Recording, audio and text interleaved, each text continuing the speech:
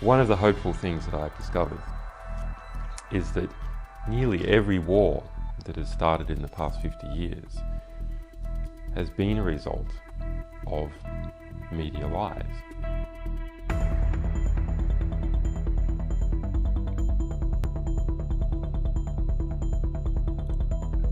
The media could have stopped it if they had searched deep enough. If they hadn't reprinted government propaganda, they could have stopped it. But what does that mean? Well, that means basically populations don't like wars. And populations have to be fooled into wars. Populations don't willingly and with open eyes go into a war. So if we have a good media environment, then we'll also have a peaceful environment. Our number one enemy is ignorance. And I believe that is the number one enemy of everyone, is not understanding what is actually going on in the world. It's only when you start to understand that you can make effective decisions and effective plans. Now, the question is, who is promoting ignorance? Well, those organizations that try to keep things secret, and those organizations which distort true information to make it false, misrepresentative. In this latter category, it is bad media.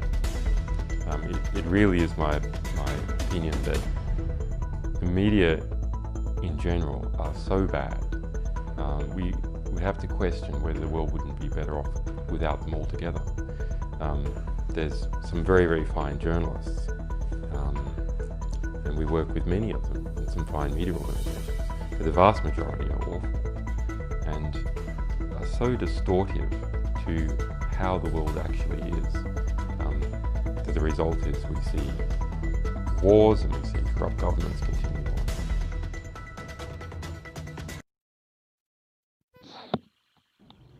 Hey everybody, and welcome to our very special Halloween episode, the Free Assange Online Vigil. This is the second episode of week 62 or 69. We have 3,651 days of illegal and arbitrary detention for Julian Assange. We have 569 days since the WikiLeaks founder was trafficked from the Ecuadorian embassy to the Belmarsh prison, following a $4.2 billion international monetary loan fund to the nation of Ecuador. It is 68 days until Vanessa Baritzer is due to make her January 4th, 2021 decision on the extradition hearing itself. We have 1,239 days of federal incarceration for Reality Winner. But in good news, we have 226 days of freedom for Chelsea Manning. And as always, she does stream on Twitch at XYChelsea87. So shout out to her. She has been streaming Watchdog Legions, which is a pretty cool game. How are you doing today, Misty? I was muted, but I am good. How are you, Andrew? Oh, I'm doing wonderful. We are joined as well by Steve, but we also have our very special guest, Sean O'Brien. How are you today, my friend? Good, very good. I'm a Sriracha. I'm very hot and spicy today and very energized. Yeah. How are you doing, Steve? I seem to be having technical difficulties engaging with the video conferencing platform. You're supposed to say who you are, by the way. It's a fucking Halloween episode. What the hell is wrong with you? Okay, well, I'm Claire Dobbin, also known as Cruella DeVille, who is one of the prosecutors on Julian's case. So nice to meet you. I'm Johnny Bushley, as Steve so politely calls him. Joel Smith, he's the junior sub third ranking prosecutor for the United States. Oh, we got him. Mega Brain! Good morning. Cool.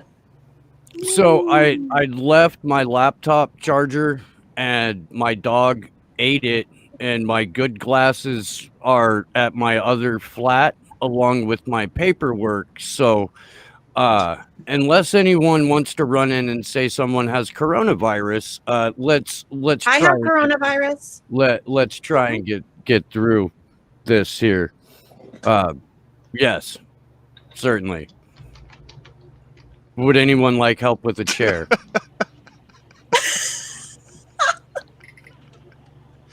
Oh, good I can Lord. do this in a horrible British accent. I can. I mean, I was expecting it's it. in my I wheelhouse. was expecting a horrible British accent. Actually, I'm a little disappointed. Totally in my wheelhouse. We'll warm up to it. We will.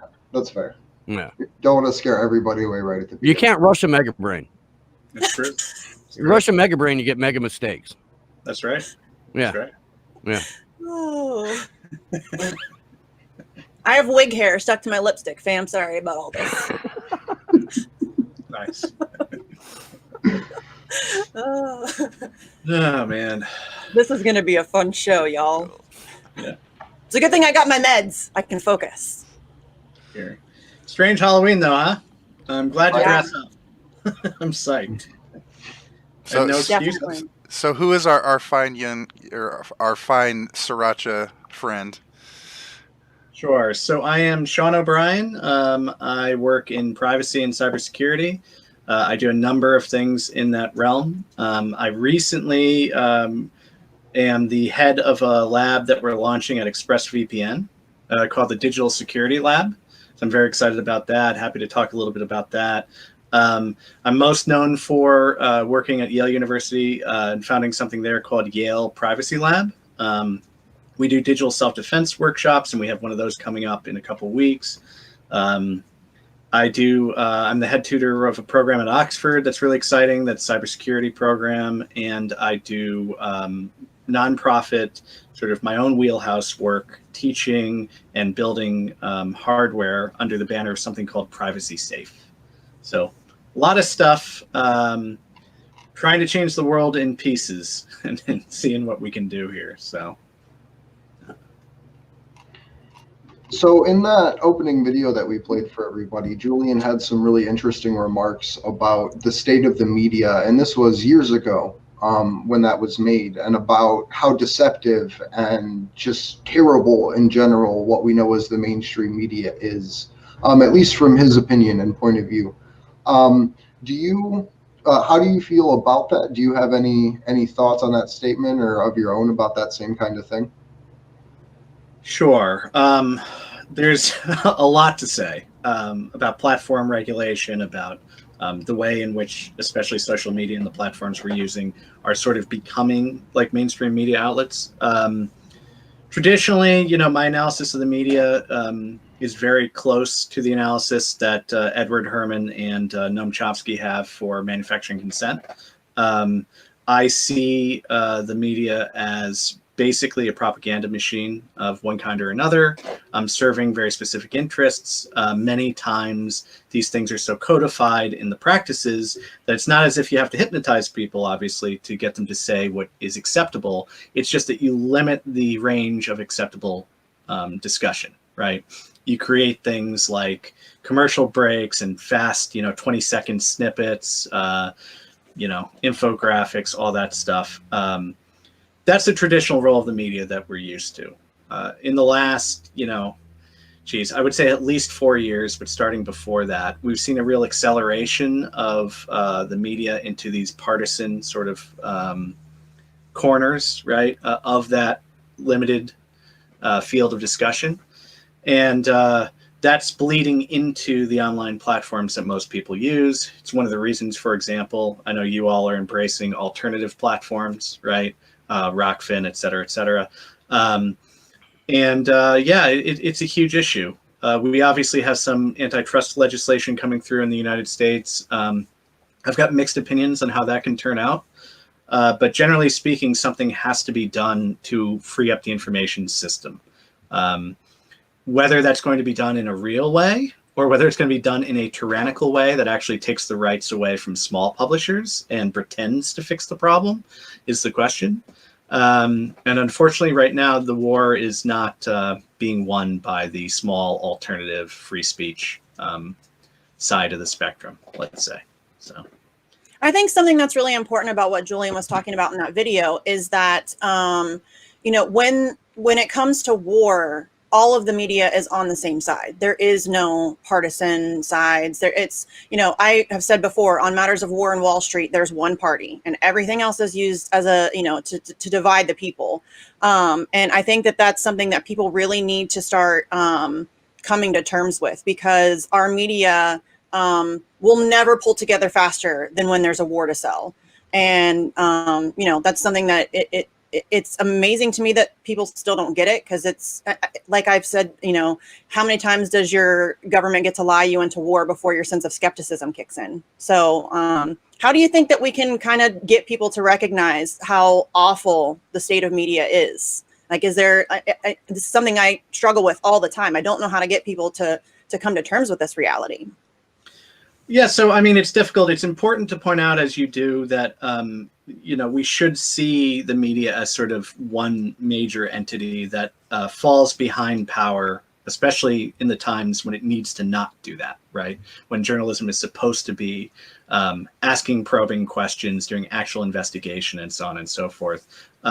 So during the Iraq War, anybody who was around then or paid attention, or hopefully some of this stuff is actually being written down in history, we'll see. It was very obvious how everybody fell in line. They did their embedded reporting, right, where most people were reporting from hotels and things like that, not on the ground, or if they weren't, they were, with a U.S. military, unit of some kind, and very much biased, to put it mildly. We saw a lot of reports pushed through the media in what people call the left outlets, the liberal, neoliberal New York Times, for example. We also saw, obviously, the Fox Newses of the world and the neoconservative end of the spectrum also falling in line. So, yeah, it's great that Julian points that out. It's really important for us to remember that. I think it's especially important to remember that because we have someone in power in the United States right now who is constantly talking about the mainstream media and how terrible it is, and how much it doesn't give him a fair break, and how it's all fake news and all that. That's just a smokescreen, more or less. It is a way to sort of manipulate this message, which is real, right? Which has a lot of truth to it, which most people know, that there's so much bullshit in the media and there's so much kowtowing to power. It's a way for the president to kind of manipulate that in his direction as sort of a positive. And he's saying, I'm the one you can trust. What I say is truth, and what's out there is not.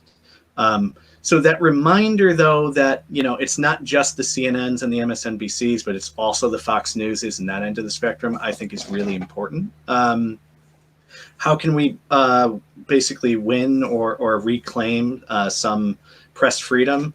I think the internet, as I'm sure Julian noticed a long time ago, in fact, I know he did, and anybody really paying attention to what was going on the ground in the internet in the late 90s and early 2000s, the internet has incredible potential to free up the information system, right? But we have to not have handcuffs on us. We have to not be worried about being prosecuted. We have to not worry about being arbitrarily just banned from a platform that we've invested a lot into, as, let's say, an independent media outlet. We have to worry about not being, having actual threats physically to ourselves as well, and this kind of stuff still does happen, as we know. The folks who really threaten power have real threats against them, right? People are not going to just bow down, who are in positions of power, to an independent media that's asking probing questions. So yeah, there's a lot of tumultuousness out there. Social media does not necessarily help the way it's currently being utilized by most individuals, but I do still think there's a lot of potential for these grassroots sort of alternative platforms to take hold. We have seen a lot of positive energy in that direction. The fact that we can do a stream like this and get great viewership for it. The fact that there are still podcasts out there that are actually independent and haven't, signed censorship clauses with SoundCloud or not SoundCloud, sorry.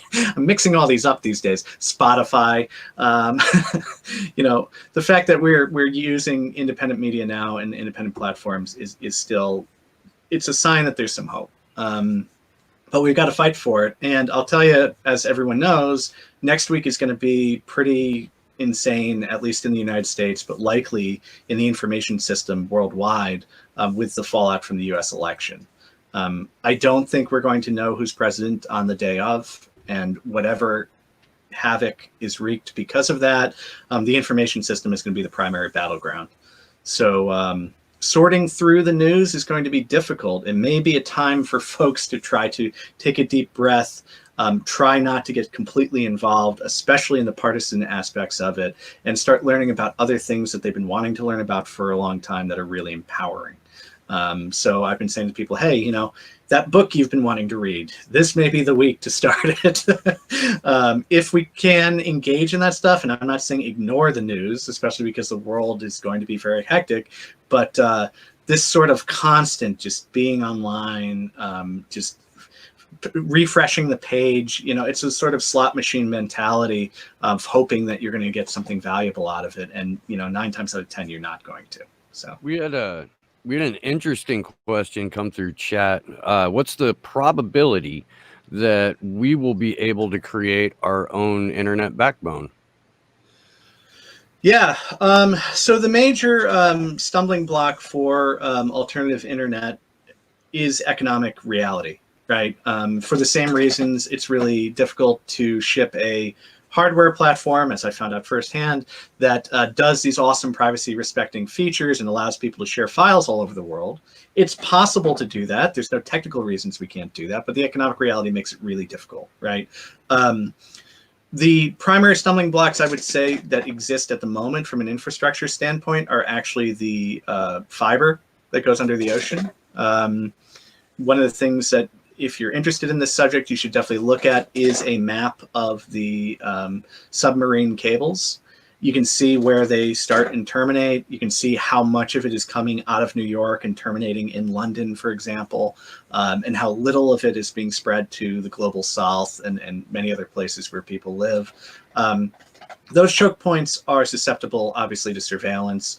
We're not quite aware exactly how the NSA does some of its mass collection on those cables, but we know it's being done. It's possible it's physical violation, exploitation of them, but it's also possible they just have, you know, people at the endpoints watching everything. So if you're going to build public infrastructure, right? Let's say I built a small, internet backbone here, and I connect to somebody in London or connect to you all wherever you are. You know, that I still have to worry about those choke points. I still have to worry about surveillance at those areas. I still have to worry about those kinds of problems. Our best bet still, though, is starting small and doing wireless networks, wireless mesh networks when we can. Starting with your community, starting with your neighborhood if you can. And a project I've been watching very closely in this regard is something called Althea, A-L-T-H-E-A network. They actually do something that's similar to onion routing for Tor, where they have an exit node where the traffic flows through, and they have an encrypted connection throughout, and they reward people for contributing to the network. So you can get a router or use your current router to support the Althea network, use a section of your internet for this sort of new internet backbone, using the existing broadband infrastructure, and potentially you can be rewarded with that and actually get paid basically for doing that. So those kinds of projects are helpful too. Don't underestimate the powerful. These things can be shut down, right? But we got to do what we always do. You try to do as much of what you can inside the infrastructure we already have, but always have sort of a mindset of building new things when we can too. So, because I have a mega brain, I very nearly understood all of that. That thing's a loaded weapon, man. I'm scared. All must tremble in fear of my mega brain. Yeah, you know, I mean, these kinds of questions, which are great. I just, I don't want to be nihilistic. I think if we fall into nihilism, then we've already lost, and then why care at all, right? And the fact that this person's asking that question, or that we're here, means that we actually have some hope, even on the mornings where it seems like there isn't any. So, you know, I don't want to necessarily say things are worse than they are. But than they were 5 years ago. In some ways they're better, in some ways they're worse. COVID has amplified everything too. So it's amplified some of the positive tendencies, and it's also amplified some of the negative ones as well. So boy, sure fucking has, man. I want to talk about this for a minute because one of the most frequent, I guess, I don't know if they're trying to be insulting or if it's just a default position that a lot of people have when they come at me is that I am a nihilist, and I'm not. Like, I have, at least I believe, more genuine hope wrapped inside my cold dead heart than most people do on any given day. And I wouldn't be an activist in the first place if I didn't hold out a ton of hope that there's a better that a better life is possible. I think that people hurl accusations of nihilism when they don't want to confront, for example, the reality that we don't have a free and fair electoral process, or that our candidates are selected for us behind closed doors, and that we're, given this illusion of choice between candidate A and candidate B that will ultimately be servants to the real power behind the United States. And I feel like it's almost a juvenile accusation, when it demonstrates a certain lack of, I guess, understanding or overall big picture vision when people hurl around that word, and it fucking it just bugs the hell out of me, man. And I get the same thing too, Steve. It's because you don't believe in electoral politics. That's why people think that you have to, if you don't want to work within the system, then you, are an accelerationist and you want to like burn the country down. And, it's this juvenile black and white thinking that people just can't break themselves out of. It's like, yeah, a Republican or a Democrat's totally going to save you. Okay. Like it's so infantile. It's really frustrating to deal with because, if you want to deal in electoral politics, I mean, fine, but be honest about what that is, because that's not saving anybody. It's really just not. Yeah, so I mean, it's not necessarily fun to watch the things that you've been worried about for decades come true, right? And we're watching that with climate change and other things. Obviously the pandemic was sort of a linchpin that pulled apart a lot of things that were already, in a bad state. And we do have some opportunities, right? We're not out of the race yet, but people are going to say that they're going to criticize you for being a nihilist or being too negative because they don't want to actually confront the problem. And if anything, that kind of attitude, unfortunately, is the thing that makes me think we're not going to win on some days, right? I don't know if it's necessarily about winning either. This is where people like Chris Hedges, I think, are very inspiring to me. You do what you do because it's the right thing to do. You have morals, you have ethics, but also you can't sit around just being blinded and pretending that things are a different way. Who can do that anyway? Once you're confronted with a lot of these realities, a lot of this information, it's nearly impossible. And doing that is just going to be bad for your mental health anyway. Bringing it back to Julian's criticisms of media that we opened with, we're kind of at this intersection now between Chris Hedges' statement, which I think you're referring to, where he says, I don't fight fascists because I'll win. I fight them because they're fascists, which is right and good and true and accurate as shit. But that's running up against this cognitive dissonance that lesser of two evils works, that voting within a system so that you can reform it works, and it's media's job to point out that, okay, so Hedges is right. It may not be a winning battle, but you have to fight it regardless because it's the right thing to do. Instead of, oh yeah, well, if we just elect this Democrat this one time or this Republican this one time, then that will somehow change everything, because instead of having Goldman Sachs at Treasury, we'll have Goldman Sachs at Treasury. And Well, it's instead of like, having Raytheon at yeah. Defense, we'll have Kellogg Brown and Root at Defense. And instead of having a psychopath from the CIA at the State Department, we'll have a psychopath from the NSA at the State Department. And it'll be totally different as a result of this. And that's when you get hurled with, well, you're just being a nihilist. And it's like, no, dude, do you not understand? Did you not see the fucking WikiLeaks drop that said Citigroup handpicked Barack Obama's cabinet for him? Like, is it? Where is the wall that you have built around your brain so that you will only let certain amounts of information filter through like little arrow slits in a fucking rampart? Like, it's so exceptionally frustrating. This is particularly true this election because people are trying to claim that they're fighting fascism by voting for fascism. Yeah. And it's bizarre. Like, you're voting for Captain Crime Bill and thinking that you're fighting against fascism. No, Yeah. you're not. You're voting for slightly less obvious fascism. I mean, and people keep saying it's, rude fascism versus polite fascism. And that's not even true because Biden's not polite. He's still an asshat. You know what I mean? No, they're both rude. So it's red fascism versus blue fascism. Pick your flavor. It's ridiculous. Overt versus covert is how I've been framing it. And look, man, I would be making the same argument if a authoritarian fucking commie was somehow at the top of a ticket running for president right now.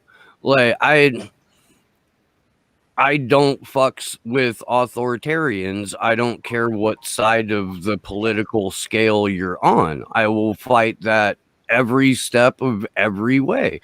And just like this country, very capitalist in nature, fascism being the merger of corporation and state, or at least economic fascism being the merger of corporation and state. That's where we've been as long as I've been alive.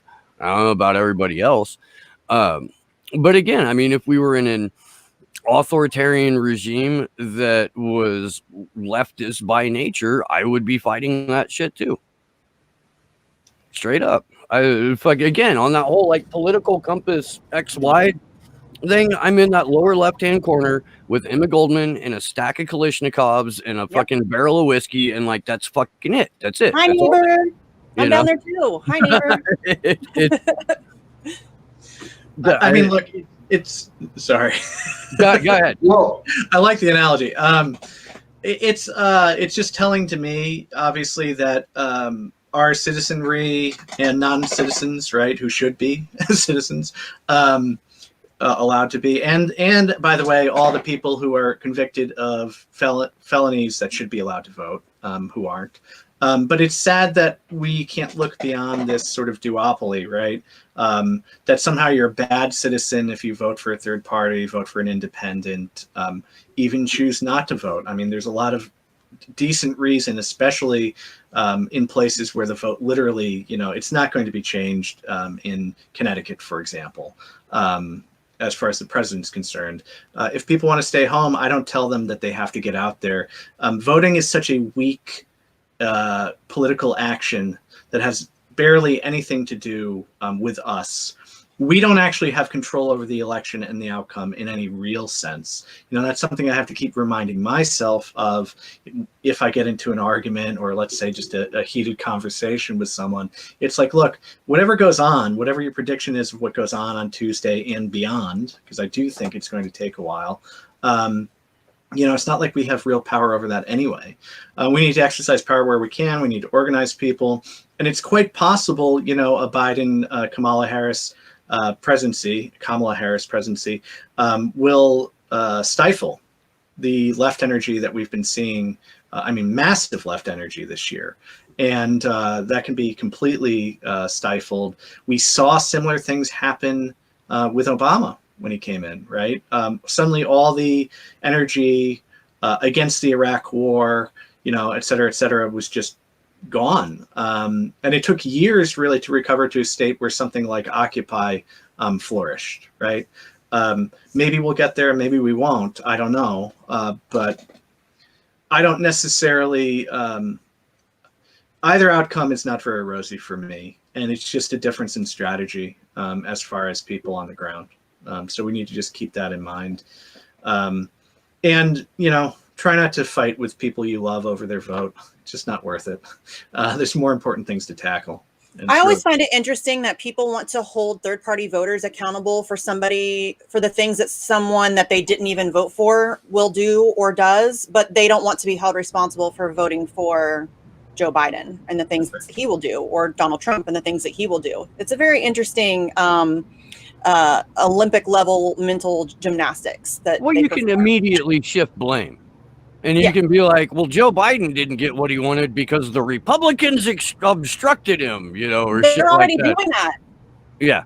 Yeah. And you can be like, well, Donald Trump didn't get what he wanted because Nancy Pelosi is a wild-eyed communist, even though she's a 100 millionaire who fucking wouldn't piss on a worker or poor person if they were on fire, and is in fact like a torture-happy war criminal fucking fascist. But words don't mean anything in 2020. The definition of what shit is doesn't fucking mean anything anymore. It's incredibly frustrating to me the way that the narrative has been set, that anything to the left of Dick Cheney's trigger finger is automatically leftist or communist or like some dumb. It's the dumbest fucking thing on the planet, and the people that buy into this shit are just garden variety dullards who need an enemy. They need somebody to hate in order to function, and I don't operate that way, so it mystifies me. One of the things about 2020, though, with the presidential election at least, there's only one national third-party candidate that's actually getting any credibility and recognition. Like, there's Howie Hawkins, but you have Joe Jorgensen, too. And Howie Hawkins literally is at 0%. But Joe Jorgensen actually has a chance of basically, because they have ballot access in the Libertarian Party in every state across the country, can more or less get national minor party status and recognition and government funding and all of that if they can cross that. I think it's like 5 or 8% barrier or something along those lines. So I think that that's something that's super exciting too, to try to find a bright side to the 2020 election. I don't mean to cut you off. I have to grab an AC adapter, just like Steve. I'll be back in a second, all right? Yeah, no problem. Mega brain. He pulled a mega brain. Did you forget it at your other house? I didn't make it to my flat.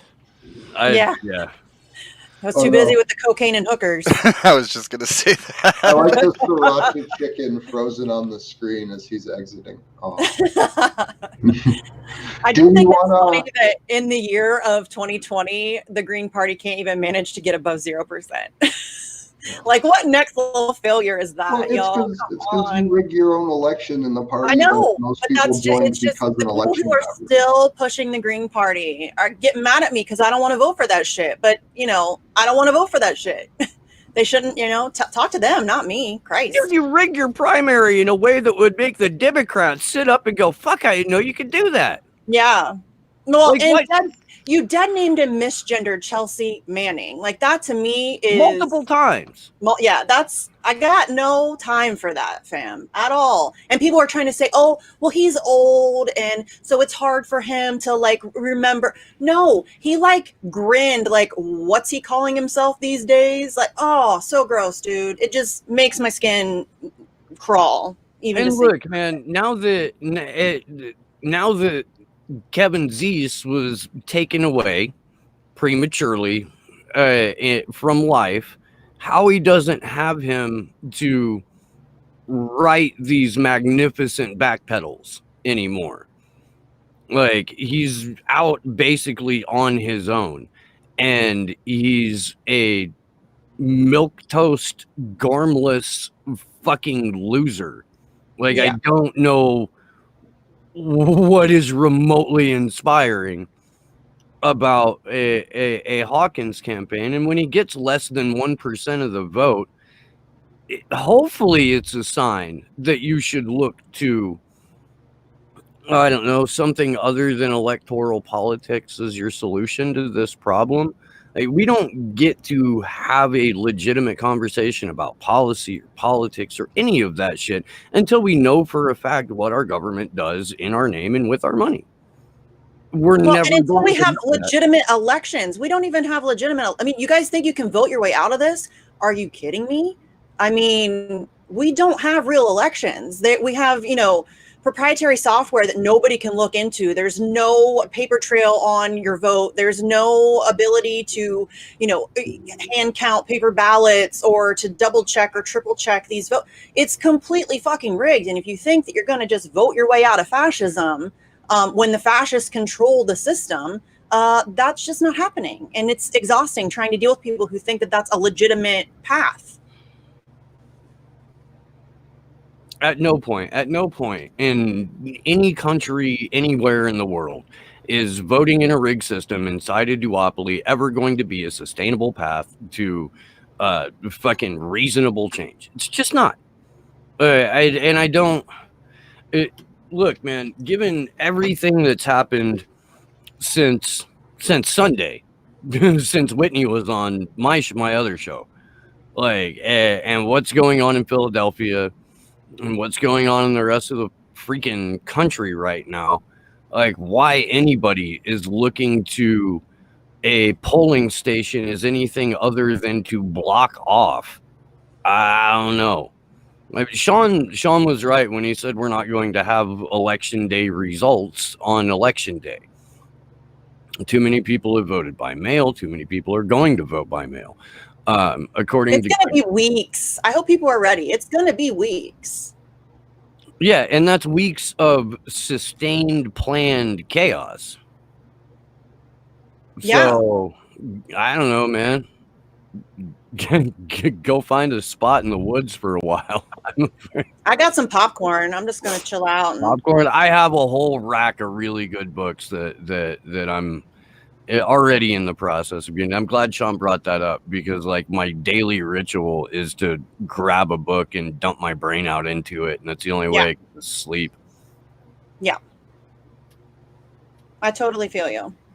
I've got my ocean spray, so I'm like the meme guy. Yay! Now you need some Fleetwood Mac. No. Nobody needs Fleetwood Mac. Really. I mean, like, even Stevie Nicks needed Tom Petty.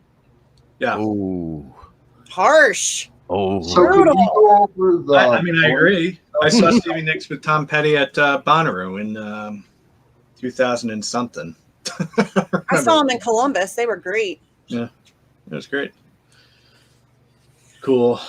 Okay. Man, I haven't been to a Bonnaroo, I think, since like 2007. I don't even know if that was at the location that they wound up using for Bonnaroo. That might have been the no, they switched from. No, it was Manchester. They switched in from 2003 to 2004. That's right. Yeah, it's all sort of blending together. I got to tell this story because Misty's a 9 Inch Nails fan and they just broke her heart. Dude, why you gotta torture me? So in 2008, I found myself at Lollapalooza in Grant Park in Chicago, and 9 Inch Nails was the headliner on Sunday, and right before them, Flogging Molly played, like on one stage over, and I had exhausted myself so thoroughly in the pit at Flogging Molly that I straight the fuck up slept through like 95% of 9 Inch Nails' set. And it was just Trent in his fishnets with a little belly and a fucking, like digital DJ machine. Like, it was pretty fucking disappointing overall. The mighty had already fallen, Misty. I'm sorry about that. It's all right, man. Listen, 9 Inch Nails got me through, like, my teenage and early 20s. So, to each their own, I guess. Yeah, so what's the disappointment? The Nine Inch Nails disappointment, he's voting for Biden. I was going to guess. Okay. Yeah. This election is too important, Sean O'Brien. It's Listen, the he's most a freaking important election in your winner. lifetime. It's class protectionism. Let's be real. He's a millionaire. That's all this is. So, I mean, I can separate the art from the bullshit, you know? You have to. Christ, if you couldn't ever like somebody because they had a bad opinion or a bad take, I could never like anybody ever. Yeah. Because everybody sucks, you know? See, and this is why people call me a cynic. You could listen to Chumbawamba or something.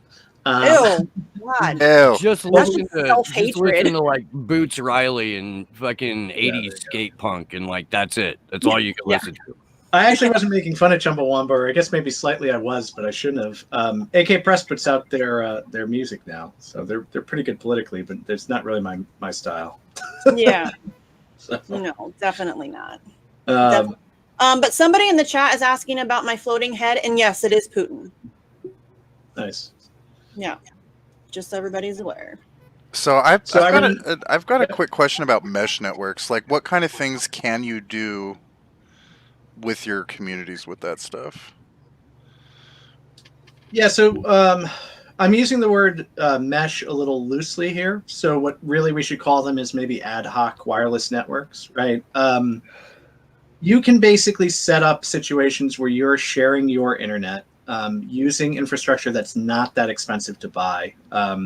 Or you may already have some of it laying around, or someone you know may have it laying around, right? Set up Wi-Fi hotspots, set up Wi-Fi range extenders, share within a small community the people you maybe live with a bunch of renters, or obviously there's a lot of college kids out there who can do this sort of thing.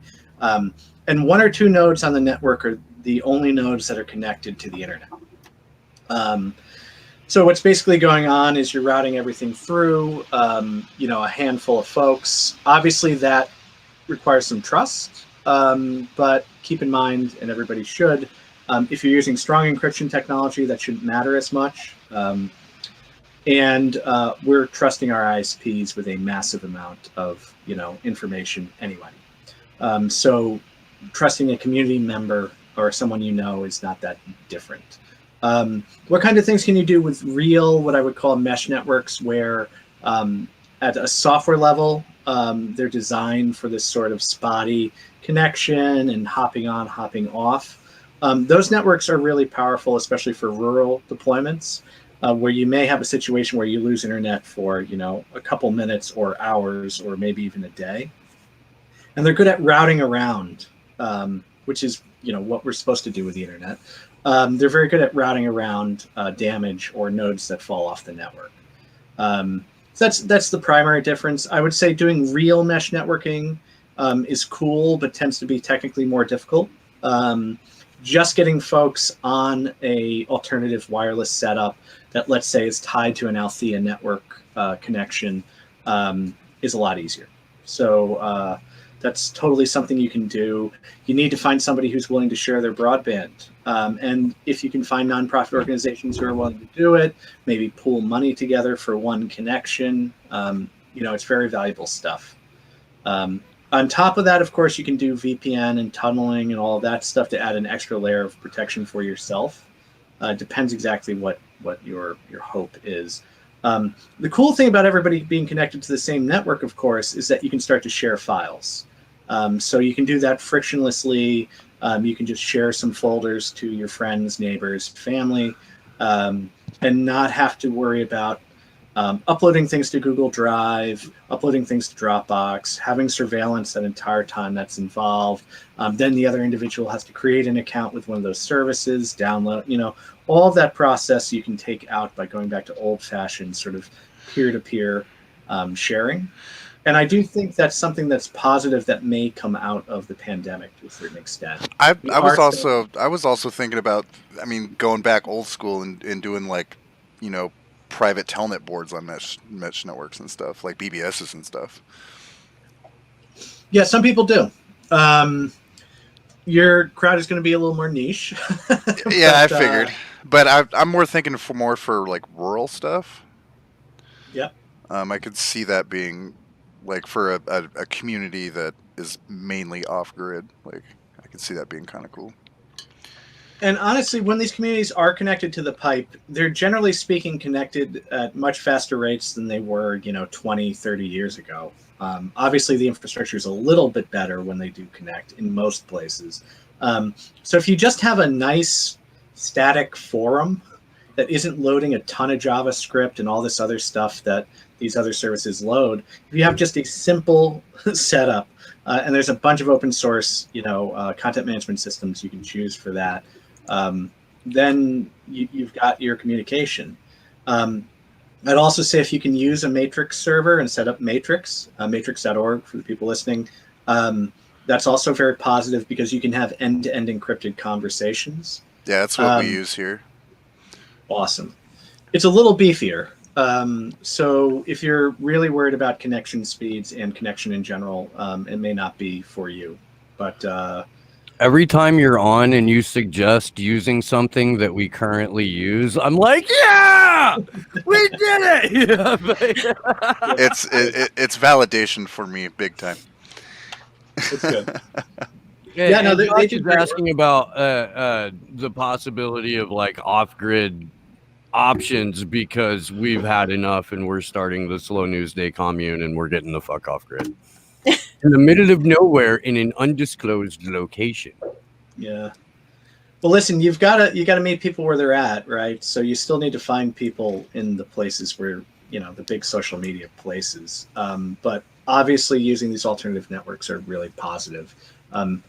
Assuming you can build a good audience there and be sustainable in some way, yeah, go for it.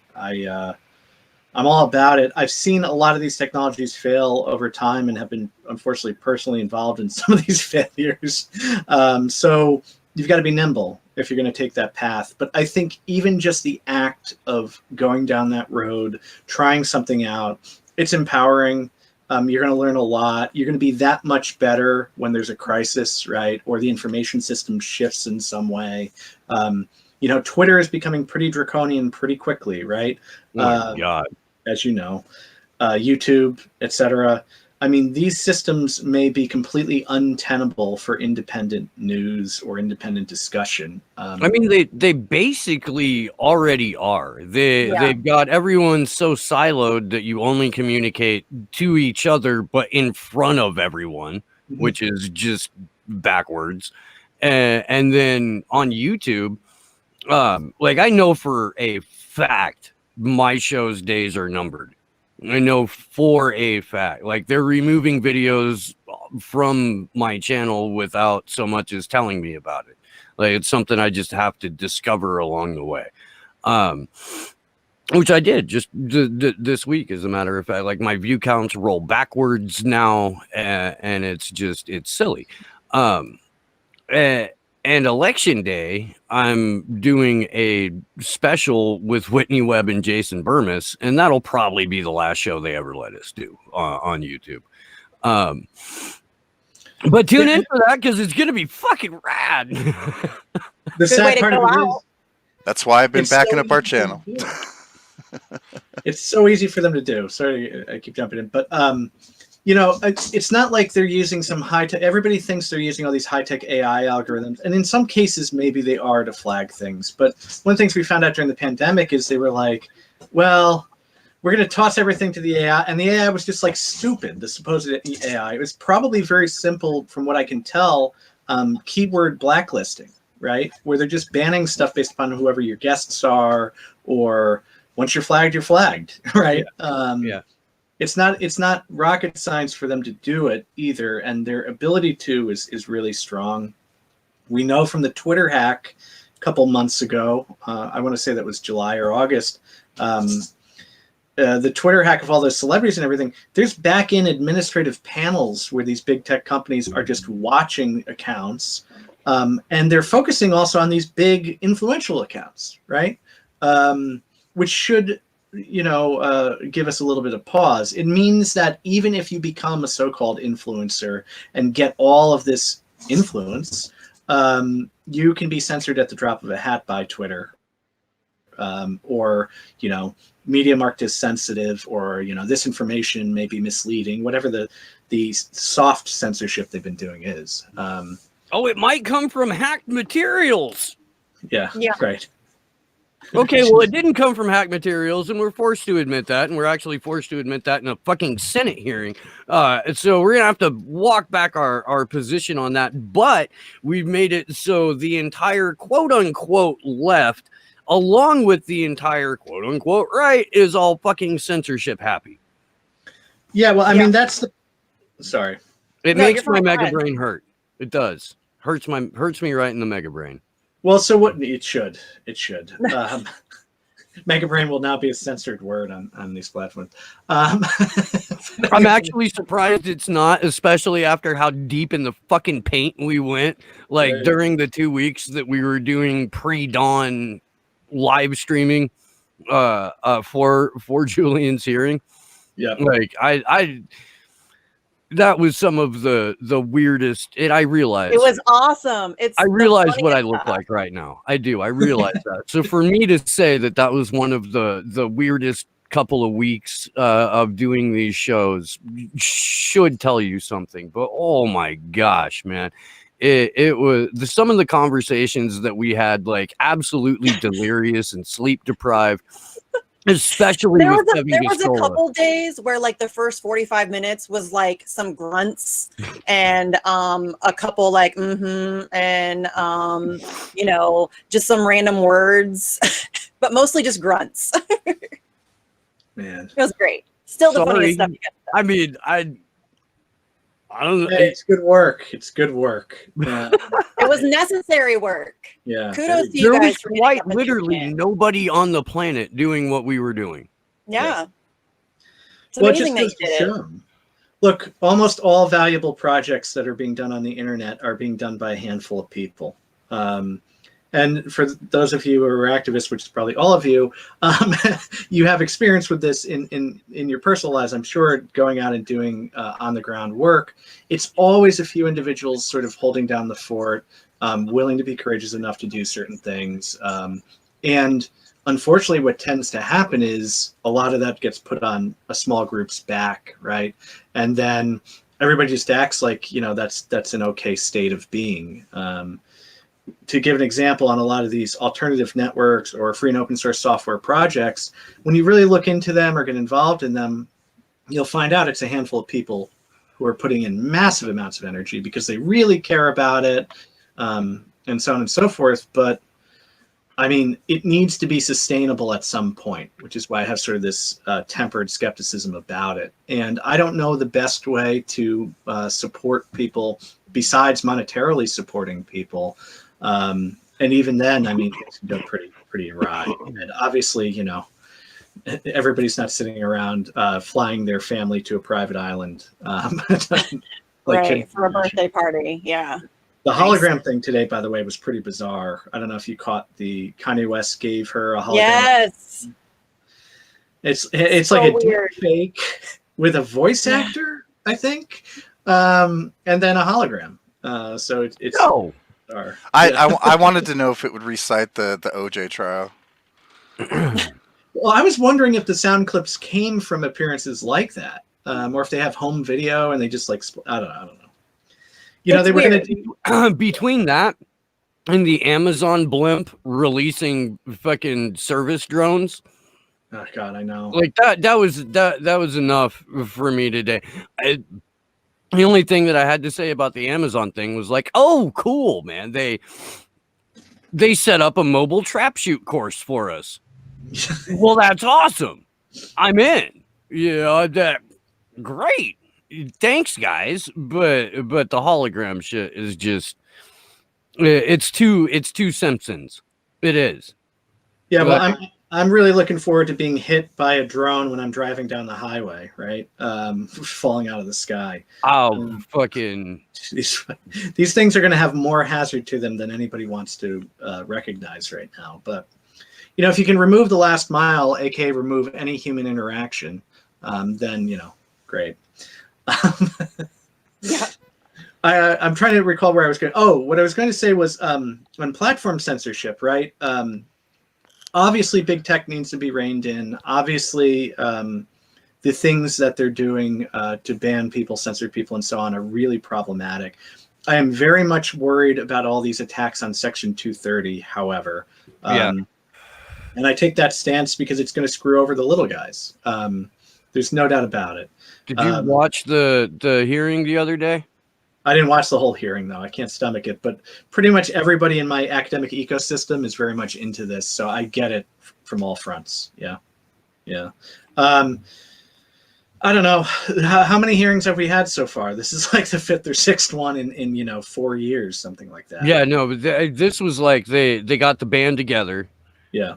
And then they were like, okay, well, it's a greatest hits tour, so play Russian interference. Okay, play Iranian hackers. Okay, play national security, and like when they got to the bits about Section 230, the way that Zuck framed it was just so backwards from reality that anybody who has even an inkling of what it is and what it does should have been like, well, fuck that lizard person. I don't believe a single word that guy says. Like, I don't care what his human suit is saying right now. I don't. It's wrong. I mean, like, if that's not your default when Mark Zuckerberg talks, yeah, should hang out. Think about who he was talking to, though, and these hearings are hilarious because it's a bunch of really old people asking questions about technology they know absolutely nothing about, and that's supposed to somehow get us effective tech policy. They really haven't evolved from Ted Stevens going, "It's a series of tubes." Yeah. Which I like that analogy. I think we need to go back to thinking about the internet that way, because right now everything's so mystical to people, especially the generation who grew up with smartphones, right? Is growing up with smartphones. They don't necessarily have an understanding that there is something like a network behind it. Like they know the word, Yeah. Anyway, I like analogies like that. But no. The Zuckerberg thing. I read this statement. It's pretty typical. Police everyone else but us. Trust us. We'll do fine. And they're going to twist the law in some way that is seen as a compromise that allows big tech to do basically whatever they want with some basic oversight. What that means, who knows? Probably self-imposed. They're probably going to allow the industry to do like Facebook already put together some sort of ethics board last year preparing for this. Anyway, that's going to be the way we're going to go. And then when you or I try to set up, a web forum or, anything that has user interaction, we're going to be immediately taken down. Our home internet connection is going to be, all those kinds of things are going to happen if the folks currently pushing through these laws get their way, and or changes to the existing law. I don't know what to say about a lot of it. We have so-called progressive leaders cheering for this shit daily, like begging Mark Zuckerberg to censor us and to protect us from misinformation. And it's unbelievable to watch. And then you have the left, yes, queening them. It's amazing. I don't understand, why people are okay. I mean, I guess it's just they're authoritarian. They want somebody to tell them what they can and cannot see, I guess. It's just really depressing. To some extent, I think people's reality has been shattered, especially within the last year. And rather than grasp with that, which is a difficult task, especially if you haven't worked at it, right? Trying to think critically and so on. It's easier just to believe that there's Russians just influencing everything. And I guess now we've got everybody, right? We've got Iran, China. They haven't mentioned North Korea yet, to my understanding, but it's coming. Yeah. Yeah, and Venezuelan hackers. They tried that in the 2018 midterms too. That we had Venezuelan hackers too, because we were trying to, exact government in Venezuela and replace it with a fucking stooge puppet named Juan Guaido. But the Iranian thing is so confusing to me, because the first time we heard about it last week, it was Iranian hackers are trying to interfere in the election by, I believe, hacking into voter rolls or some shit like that. And then the next time there was a report on Iranian hackers, it was they're trying to interfere with Trump's campaign, which just, if the narrative is Iran bad because they don't want Trump to win, it's total confusion. Like they've mixed their narratives a little bit, and I think that I think they think that all they have to say is the word Iran, and people will be like, "Oh, that's bad." We've learned how to demonize entire countries that we've never been to, never will go to. We've learned how to hate people that don't look like us. So that's all we need out of it, is just a little bit of jingoistic nationalism to rile us up and make, you know, enough of us pull a lever for one party or another, and people are happy with that. People are content in the knowledge that maybe their team will win, and it's the most Pyrrhic of victories. I believe, and I don't know why people are satisfied with impossibly Pyrrhic victories anymore. I don't. I think there's three things that are worth noting about the narrative. Without going back into the whole history of it or even taking sides, there's at least three things you can say. The first thing you can say is that there's a kernel of truth to the concept, right? These platforms are extremely powerful. They're how information is being disseminated. They are rivaling the tradition, or beating in many cases, the traditional mainstream outlets. So the fact that they can be manipulated either by armies of humans or armies of software or a combination of both is problematic and does present a problem because of power disparity and et cetera, right? So because that kernel of truth is there, you know, it gives sort of any partisan hack the ability to sort of manipulate it in their direction, right? The second thing I'll say is that when the intelligence agencies came out with their statement about these basket of enemies all just simultaneously trying to influence the election, I think that statement was sort of a power play on the part of the intelligence communities, right?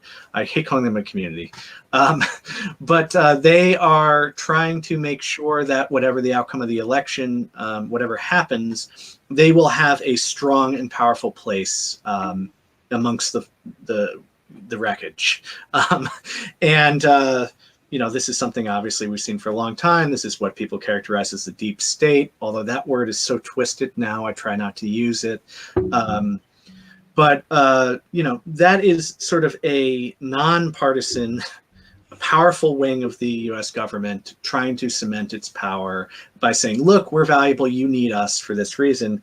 But the other thing I think it also kind of did was potentially insulate the discussion in a way where the Democratic Party couldn't completely dominate the narrative. So now if you're briefing Trump on how these countries are supposedly, you know, violating the integrity of our democracy, then he can make some sort of statement. And now that makes it a lot harder for the narrative to be, okay, you know, the election was taken over by Russians or whatever it is, right? So that's the second thing I would say. And then the third thing I would say, which I find really appalling, and I've talked to some people who work in spend a lot of time looking at disinformation campaigns and influence on these platforms. We have tacitly accepted the fact that it's okay in other contexts to influence these platforms with money and power. So if you've watched, for example, what's gone on with mainstream media accounts on social media over the last year, there are these campaigns where all of a sudden you have hundreds of accounts talking about some old Disney movie or something, or bring up some Marvel thing, or stoking some fan base and using it with just like, you know, copy and pasted, you know, tweets from each other, right? And that kind of manipulation is okay. And not only is it okay, it is the thing that actually gives lifeblood to these companies, because they're the ones paying all the money for the advertisements, et cetera, to go alongside with these disinformation campaigns. And the idea that we're okay with our information system being ruled in that way is also something that we need to actually talk about and actually bring to the fore of the conversation. Because everybody just assumes that's all right. And I don't like it. I like The Mandalorian too, but I don't necessarily think it's great to have our entire social media just dominated by it for a weekend. So anyway. So An interesting Star Wars thing relating to censorship. I don't know if you remember when what fucking number it is, but number 7? No. Yeah, like whatever the newest Star Wars is, the one that started that series where Han Solo dies at the end. I remember. Spoiler alert. Right. Spoiler. Well, I remember Christ, growing up man. and what happens. Johnny Bush League. Johnny Bush League. And then, and there was literally news stories talking about how good it was that social media platforms were censoring the ending of that movie and not allowing people to talk about it. Because someone would post about what happened at the end of that, and it would just get removed by major platforms because not enough people had seen it yet that they wanted it to get out there. So it was a really, just to point it back to Star Wars, there's a lot of weird disinformation tactics that got seeded in the public through even just Star Wars, but tons of movies like that too. Yeah, these are information control tricks, right? And, the same people that are involved with entertainment companies and so on are the people being hired for political campaigns. And why not, right? Makes perfect sense. But, yeah, it's pretty shit. I will also say I don't accept the episode numbering scheme because George Lucas, he did not plan it all in advance. There's no... So I try not to fall into that personally. But anyway. As if the Disney Star Wars movies, I mean, the fan base, I'm sure, can talk a lot about that. And in fact, if you look in these fan communities, people are getting more and more savvy about the entertainment, that they're consuming. They're looking behind the curtain a lot more. They're talking about the ways in which scripts are shaped, directors are fired, for different, basically propagandistic ends. And, that's very interesting, and it's very cool that people are thinking that way, but I don't necessarily see why the dots aren't connected to the political system from those folks, generally speaking. The same people that can wrap their head around a multiverse or 70-some genders still think binary in terms of politics. Well, because what does that mean for your life, right? So there's this fantasy world that exists only within your mind that has all these crazy plots and terrible things and great things happening inside of it. But when you're forced to address the fact that 98% of the things you experience within your daily life are either funded by the state or controlled and functioned through some money scheme and propaganda outlet to make you feel and act a certain way, you have to then behave differently like the characters in those movies do. So it's a lot easier to pass off that experience of fighting back to the fantasy world that you can imagine. I think it's really difficult for people to admit to themselves too that they've been had, that you've been propagandized from birth and everything that you thought is bullshit. That's a really difficult thing for people to wrap their minds around. Nobody likes to admit that they're wrong or that they've been manipulated. And so to be faced with the fact that your government is, the largest terrorist organization the planet Earth has ever seen, when you've been taught that we're the good guys spreading democracy throughout the world, that's hard. That's hard to grapple with, I think, for a lot of people. Yeah, I mean, it can basically be traumatic for a lot of people, depending on how wrapped up you are in it and your family, right? I also want to be careful. I don't want to personally like sound like I'm some vanguard or political elite or something, and I have some special knowledge and so on. We all go through ideas. We all try to figure things out. We all have had and may still have, of course we still have, some ideas that are wrong or slightly wrong or a little warped. I think what goes on, especially amongst the working class and the working poor, is you don't even really have time to suss this stuff out, right? A lot of it is conversational. You're just shooting the shit at work, or you've wrapped yourself up in the identity, so you become the guy who votes for Trump, who's in your, whatever, working in the grocery store, whatever the environment is, office, et cetera. I don't necessarily want to even keep out, upper middle class jobs, or what used to be called upper middle class jobs. Because there are a lot of people who are grinding out a rough existence behind desks, right? And if your environment is that, if your entire day is not allowing you to have self-expression, or, people don't necessarily want to go home and do homework, so to speak. And, I don't know. I think there's a bit of there has to be some value and some reason, as you said, Bush League, about about people. It's easy for them, right? To just kind of veg out, or they're not seeing the perceived value. So why invest so much of yourself into this? And good luck now.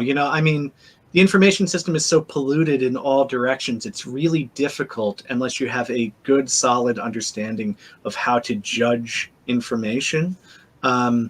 It's hard, to figure out what's right and what's wrong. And a lot of the people who come to, for example, privacy and security and so on, they may be doing it for so-called incorrect reasons, right? Misinformation of some kind.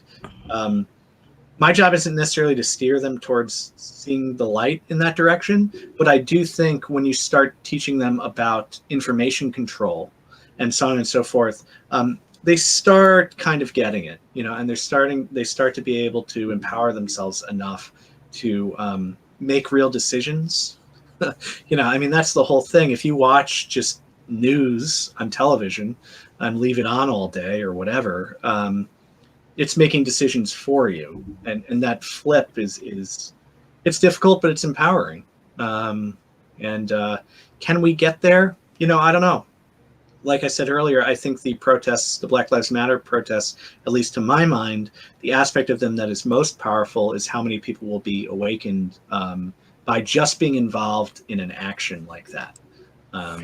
That's always my hope. When what looks to me like any other color revolution gets perpetrated anywhere, is that the people who are physically out there in the streets realize, okay, well, maybe the leadership has different goals than I do, but now that I have multiple toolkits on how to be an effective organizer, how to be an effective activist, how to be an effective human being, I can take what I've learned from this experience and then go and do something that is much more legitimate, that isn't being bankrolled by the exact same billionaire sociopaths that bankroll our politicians. It's my hope, at any rate. Right. Hold on a second. I just have to make sure a tortoise is not trying to escape. Okay. Was that the Things code? you only hear on the Free Assange Vigil. Right. Our reminds me bottle of of sriracha got up to chase a tortoise. it reminds me of Elizabeth Beck with the goose. With the goose? Oh my God. I don't even know. Did that happen on camera? I don't think so. Did it? I don't know if that happened during a live stream or not. But I think it was. I think that was. It might have been. Was our stream with the Becks. Let me use this opportunity to plug tomorrow's Slow News Day with Jared Beck. That's going to be high test. We'll put it that way.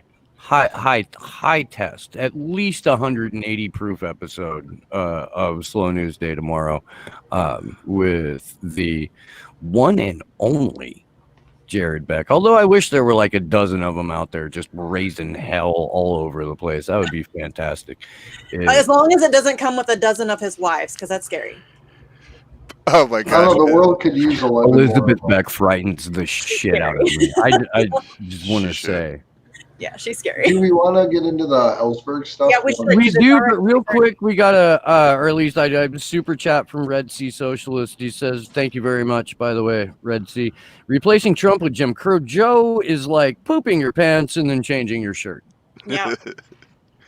Nice. That's fair. That's tough, Goats but and the fair. goats. Yeah, Yeah, That's a Yeah. very good analogy. it is. I am still terrified of Elizabeth Beck. Jack, yeah. Yeah, If me you're too. not terrified of Elizabeth Beck, like there's something not right with your brain. She's scary. Right? And I have a mega brain, so I Yeah. am mega terrified. Yeah, mega. Oh, just I'm because we're Cruella de Vil, scared. for God's sake, and I'm scared of her. I skin puppies, and I'm scared. Hey, just because we're scared of her doesn't mean we don't have much love for her. I have mad love for Elizabeth Beck. I just don't Like, ever. I do, want but to she's piss her scared off. the shit out of me. Right. Yeah, I'll do whatever I can to stay on that woman's good side. Yeah. Yeah, for sure. Okay, For so sure. shall we jump into Ellsberg, everybody? So real quick, Sean, let me give you Oh, the cute. opportunity to either hang out with us or bounce if you need to. Cute. From the end of Julian's hearing until closing arguments are submitted here in a couple of weeks, we on the vigil here are going through a different witness statement every time that we go live. Today we're going through Daniel Ellsberg's witness statement, and you're certainly encouraged to stick around. You and the turtle can hang out for as long as you like. But at any point, if you got to bounce, let us know, and we'll give you an opportunity to share some final thoughts and let people know where they can follow your projects and whatnot. I think I'm going to actually bounce now, if that's all right. For sure. Absolutely. Keep up the good work. Thank you for letting me join. I'm easy to find. Look up Yale Privacy Lab. Look up the work we're doing, ExpressVPN, Digital Security Lab. We're going to do some stuff about censorship, so that should be really interesting. And I'm on Twitter at Sean O'Diggity. I'm across social media platforms. Sean O'Brien, pretty easy to find. And Thank you all. let's catch up with you Thank you, on Sean. Slow News Day here soon, yeah? Yeah, definitely. And then I can do more hawking of myself. But thanks so much. Enjoy the rest of Halloween, guys. Have a good one. Thanks for Happy coming on. Halloween, buddy. Bye. Ladies and gentlemen, Sean O'Brien. You know what?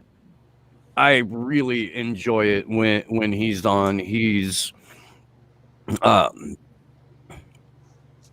just like what the facts are. Like there's no emotional manipulation going on whatsoever. He's a creature of logic, and I really appreciate that. I really do. Word. All right, you guys ready for me to pull up the statement? Are we gonna do this in character voice? No. I don't know what my character voice would be. Just crazy. That's just me. That's just me. Like I can just talk like me. I'm good. All good in the hood. All right, I'm gonna pull it up. Hey, who wants to I'm start? getting there. I already have it up. If you need me to. I would read, but when I It's read, loading.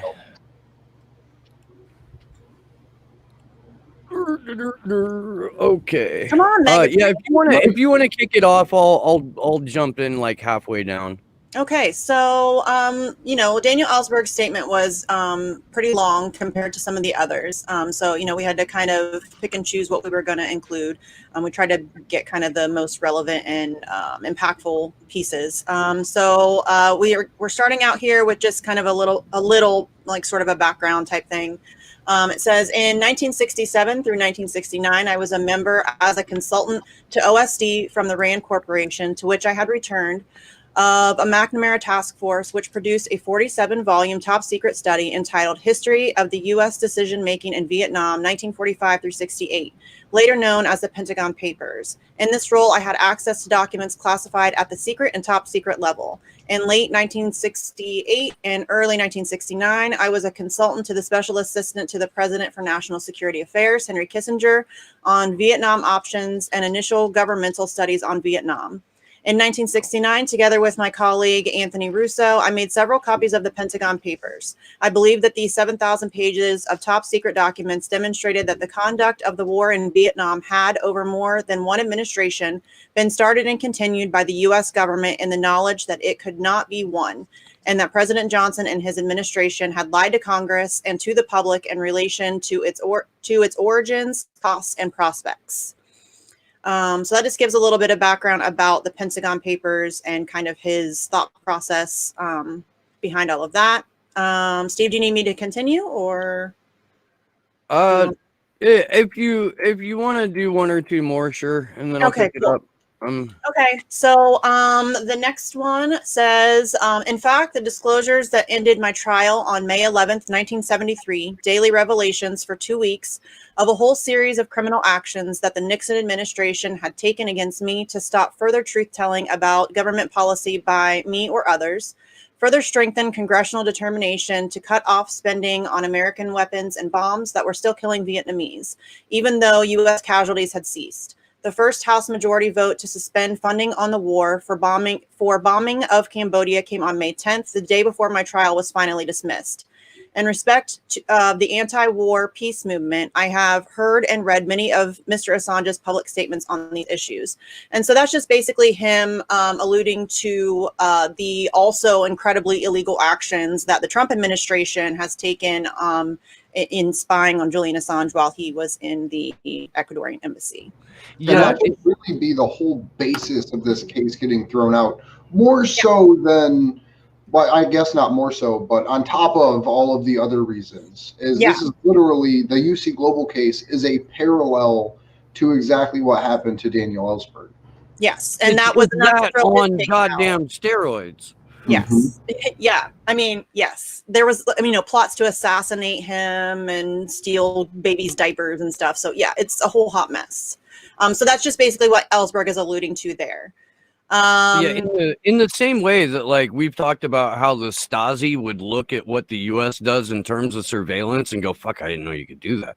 Like the Nixon administration, the people that are left over from the targeting of Daniel Ellsberg are either part and parcel of the targeting of Julian Assange, or they're looking on in absolute amazement at the level of sophistication and the depths of the operation against Julian Assange, which again is a decade-long campaign to destroy a man and his publishing outlet because they printed the truth about the U.S. government.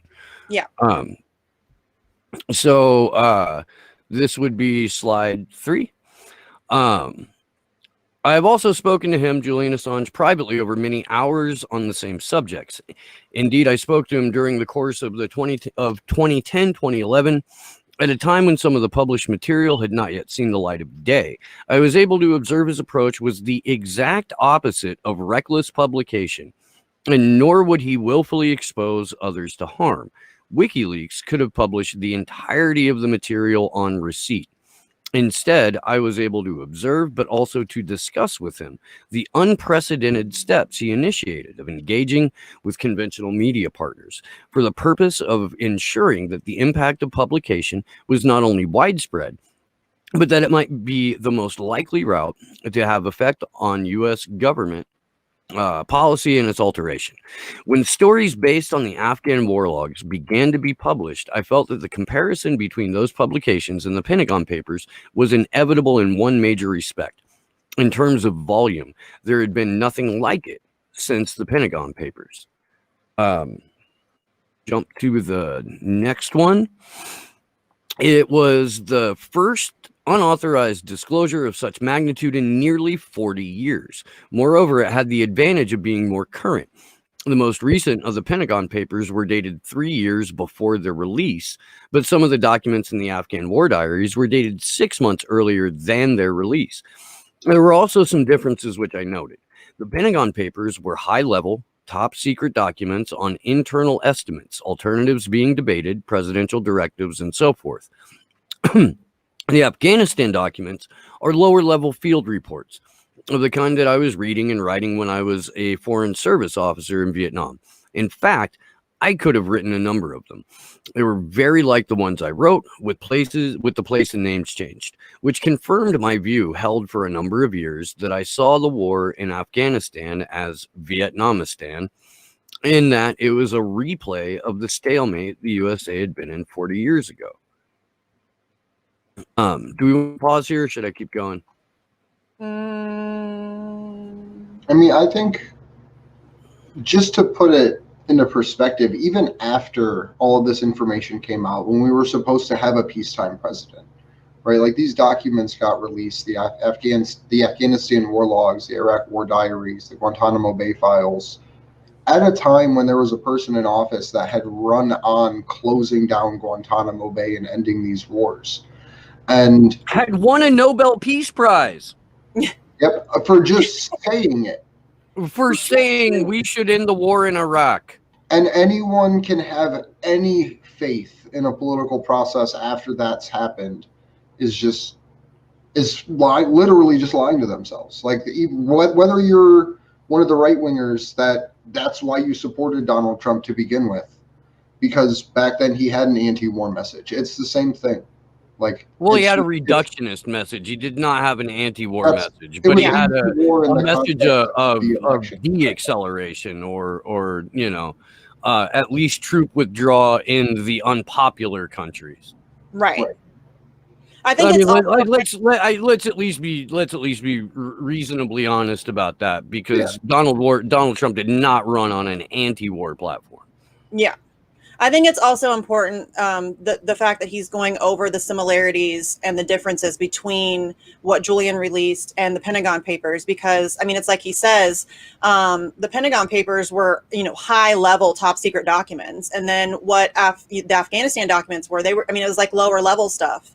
And the fact that, Ellsberg, it's nice to see kind of the contrast and compare between what Ellsberg went through and what Julian's going through, and, how out of control this all is.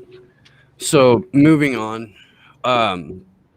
back to the statement, Ellsberg says, my further observation is that the civilian victims of the population ceased to be seen as human beings whose lives had the same worth as those involved in the bringing of war to their respective countries. In those circumstances, crimes against humanity of the worst kind and mass atrocities could and did become the norm.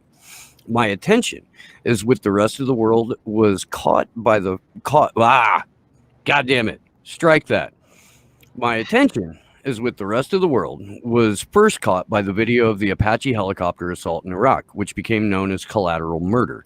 That title, given by Assange, was often criticized as overly accusatory. On the contrary, as a former battalion training officer, 3rd Battalion, 2nd Marines, and a rifle company commander, I was acutely aware that what was depicted in that video deserved the term murder, a war crime. In fact, deliberate as the killing of civilians was, it was the word collateral that was questionable. The American public needed urgently to know that what was being done routinely in their name, and there was no other way for them to learn it than by unauthorized disclosure. I think it's hilarious that anybody who's ever seen the collateral murder video could ever say that was overly accusatory. That's right. Ridiculous. Oh, that's a bit much. Sure, I just witnessed a war crime and they shot that kid, but yeah, no big deal. I don't know. Right, guys. I don't know if murder's the right word you'd want. Or collateral. I mean, clearly it wasn't collateral damage, because they wouldn't be shooting at him if they weren't the bad guys, right? Right. Tell me that. Tell me that's right.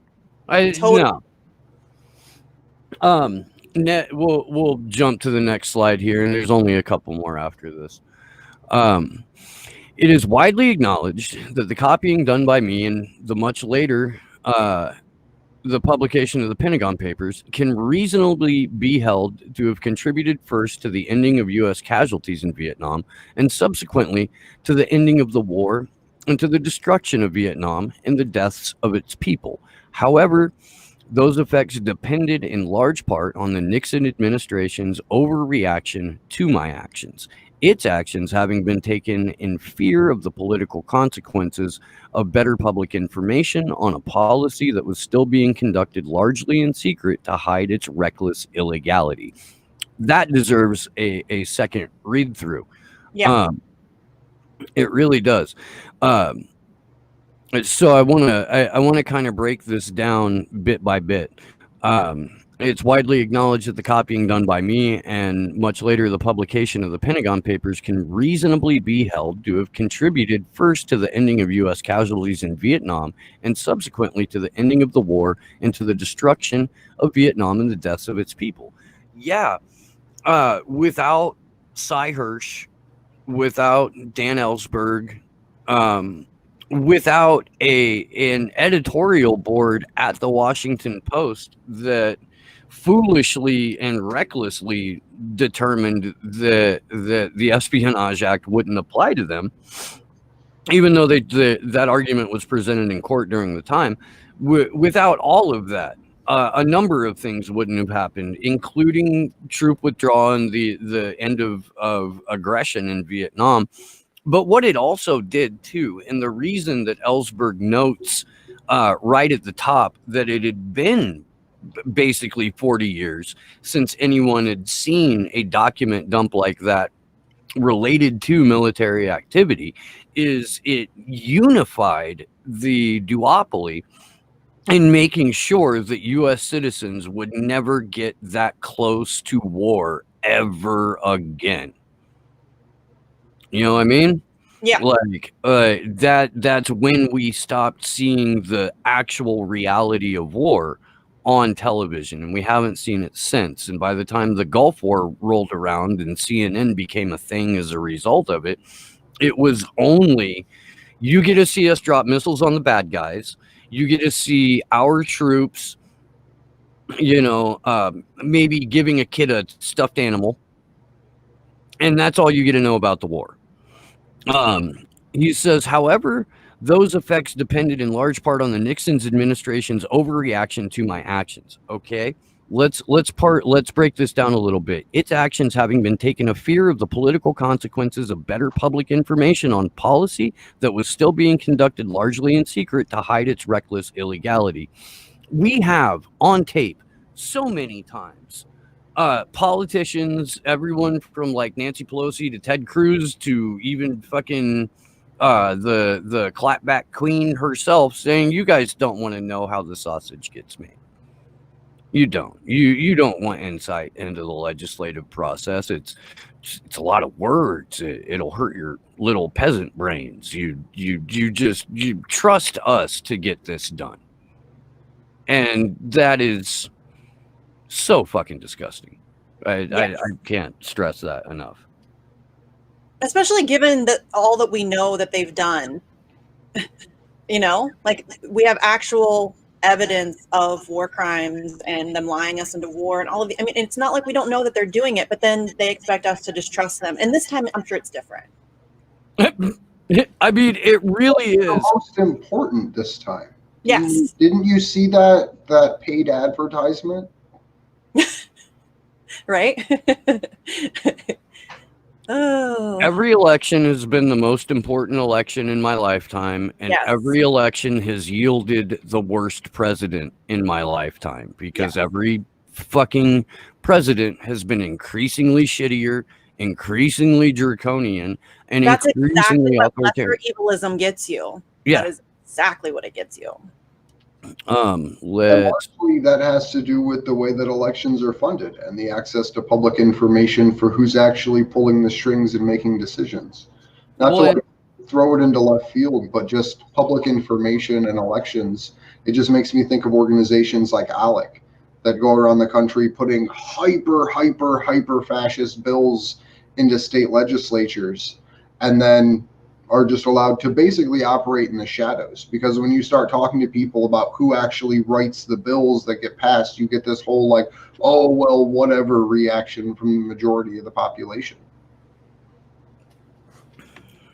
Jumping back into this because it does relate to that, and especially the last sentence that we just read off of the slide.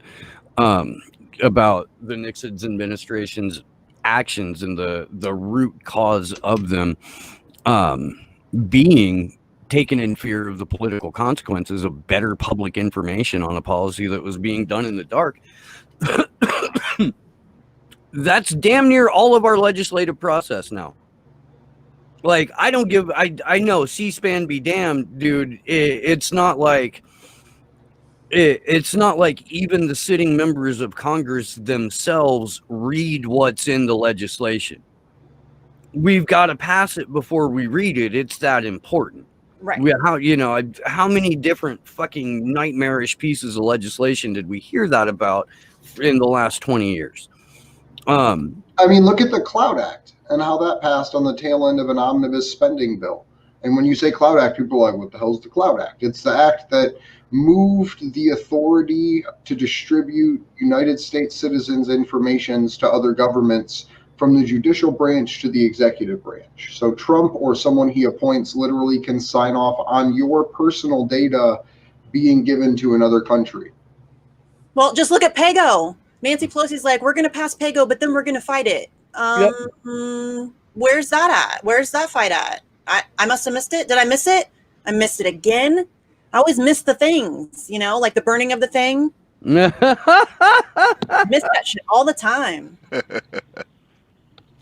So if you're not sure what Misty's referring to right there were a number of prominent blue check liberals that were claiming that they would burn the country down if Amy Coney. If they even try to replace RBG, we're gonna burn it down. Oh no, we're gonna burn the whole thing down. Well, did I miss it? I missed the burning of the thing? Somebody forgot their lighter at brunch, I think. Right. It was a no fire lit smoking of any kind brunch. So everybody just had a vape with them, and then they couldn't burn the thing. Damn it. Let's try to get through these couple of slides. Sorry. As has become very well known, after the publication of the papers, President Nixon was so disturbed by the media's portrayal of my actions that he ordered his aides to look for damaging personal information to destroy my reputation. Don't worry about his trial, the president told then Attorney General John Mitchell. Just get everything out. We want to destroy him in the press. That's what they do. That's the same pattern that you've seen with how they've treated Julian. Yeah. From everything from he put people at risk or he helped kill informants to he's a rapist. They do this to everybody. If you look, whoever they're smearing the most in the press, that's probably going to be your biggest ally because that's how they operate. I mean, they did it to Bernie Sanders, even though he wasn't really much of a threat. But or they much do of an ally. Right. But they do it to Julian Assange. I mean, anybody who poses a real threat to them, the first thing that they do is attack you in the media because that just helps manufacture the consent for the shitty ass treatment you're about to get. So moving on, because we've only got two of these. Bernard Baker, a CIA asset, later told me that his mission was to break both of my legs, and I later learned from the special prosecutor in their case that there was a plan for these CIA assets to attack me in the course of a rally that I was speaking to on the steps of the Capitol on May 3rd, 1972. 3 days before my trial came to an end, evidence of unlawful wiretapping surveillance surfaced. The trial judge, William Byrne, on May 11, 1973, stated, quote, "The totality of the circumstances of this case offend a sense of justice. The bizarre events have incurably infected the prosecution of this case," end quote. He dismissed all charges with prejudice so that I could not face these charges again. My lawyer's question as to why I had copied the Pentagon Papers, in part, to explain my judgment that the documents were improperly classified to keep them not from an enemy, but from the American public, and to argue the necessity, therefore, of their being made public because of their content.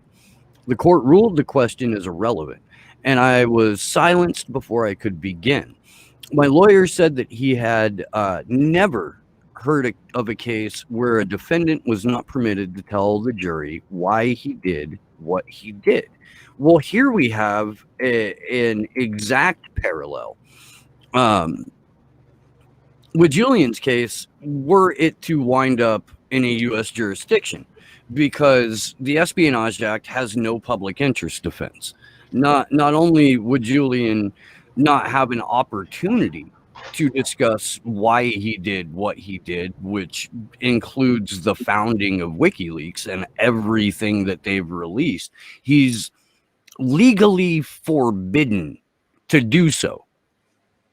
Like, if his legal team were to be like, but the public, then they're done. That's it. You're censured. You're found in contempt for violating one of the cardinal rules in an Espionage Act case. Did you let that shit sink in for a minute? You know, the lack of public interest defense is insane to me. Last slide. Without the revelation of these supervening illegal events above, if facing the same circumstances today and charged under the Espionage Act, I am certain that I would be convicted.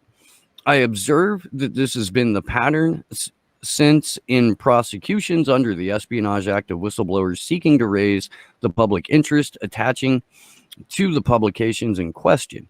I noted that the military judge at the trial of Chelsea Manning did not allow Manning or her lawyer to argue her intent. Lack of damage to the U.S., overall classification of the cables, or the benefits of the leaks until she was already found guilty. Marinate on that for a second. Like, the fact that there's no allowable room for rationale until you've already been convicted. I mean, listen, I'm a true crime nerd, and intent is everything in a defense. I mean, that to not be able to use that as part of your ability to defend yourself is crazy to me. That's a huge part of why people do the things that they do. I mean, to not even be able to mention it in a courtroom and to argue the fact that what you just did is hugely beneficial to humanity, and that's why you did it, that's scary. I mean, to not be able to defend yourself in that way is really terrifying. And it just, it speaks to the secret nature, not only of espionage court and the grand jury process, but justice in general in the United States. We're supposed to be, according to the marketing and the propaganda, a bastion of freedom and hope in the world, where democracy was, you know, not born, but perfected. And the hubris involved in that statement is off the fucking charts. One, like, it's just ridiculous on its face. But the fact that we have coded into our legal system a removal of the public interest defense, or if we give this person more jail time and more punitive fines in the hopes that we break this person, that's legal, but we have to stop if it looks like this person isn't going to be broken. But that's only a determination that the judge can make, not a determination that the individual can make. And that's this also, you know, just to throw it back out there again, this is something that Tulsi's bill on the Espionage Act addresses. So, you know, call some people and, you know, politely harass them to co-sponsor her bill, because that's what she's looking at as far as reforming the Espionage Act, which frankly, it should just be abolished. But, you know, the fact that she wants to now allow for a public interest defense. Hi, Daryl. Anyway, yeah, so Daryl, you're lucky you're not a Dalmatian. So true. Look at him. Yes, we're talking about you, jackass. Hi, buddy. Yeah, so you know, try to get some people to co-sign onto that bill, or, you know, talk about it with your friends, discuss why it's important. because that's something that she's trying to, introduce into the Espionage Act, and being able to allow people being charged under that to issue or to, provide a public interest defense, which is important. If we're going to have the Espionage Act, they should be able to, use a public interest defense for sure. Have you heard anything from Tulsi's team about her coming on the show? I have not. I was Nasty or Tulsi about anything. Yeah, I was giving them a week to get back to me. I figured that was kind of a polite reference of time, but I'm going to send an email and just kind of touch base and see where we're at with that. So, yeah. By the way, if Eric Jackman is watching today, let's get on this. Girl. Let's get on getting Tulsi on a free Assange Vigil. And if Eric Jackman is not watching this, then I'll email him later. Yeah. But Sweet. I think that's all we have time for, right? Got to wrap. Yeah, I think, we got through the statement. I mean, if there's any other last thoughts you guys want to put forward on that, maybe.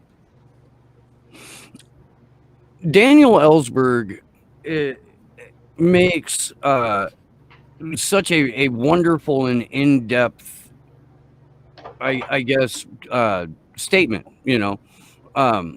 conversation, monologue, I'm not sure, but about the abuse of the classification system in the U.S. And he didn't necessarily go into his statement. I've heard him speak about it on Consortium News before.